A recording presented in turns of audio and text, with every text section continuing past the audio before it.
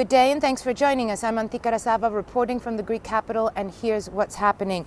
Increasing numbers of Greeks are injecting themselves with the deadly HIV virus to claim hundreds of euros per month in stipends from the state.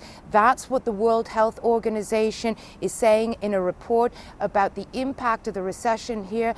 That's what has created quite a bit of stir here, especially overnight. Authorities I've been speaking to from the infectious disease center here in Greece called Kelpno admit that there was a surge of about 50% in the cases of HIV infections in 2011. That's a year after the financial crisis here exploded. That happened, they say, because drug users started sharing needles after the state stopped funding state drug rehabilitation centers, as well as outreach programs in which social workers would take to the streets to distribute freely syringes and condoms. The government since then also has taken tougher measures in issuing and affording these monthly stipends of about 700 euros to HIV carriers.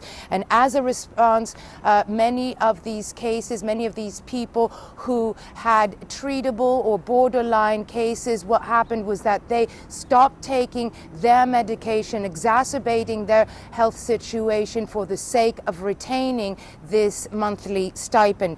Since then, Kelpno and a rash of other non-profit organizations have hit the streets and distributing with whatever resources possible free syringes and condoms, also conducting free testings on the streets. The results, a remarkable 50% drop in these cases in the past year, something which Kelpno experts tell me that they will be taking this data to the health minister to try and persuade him to demand, in fact, as one official say, that the state refund these vital programs. Now, the likelihood of this happening is very, very slim, as the austerity measures now are targeting the health system as part of wider and sweeping budget cuts. Kelpno's argument, however, appears to have had a resounding impact abroad. We understand the World Health Organization has retracted the controversial report,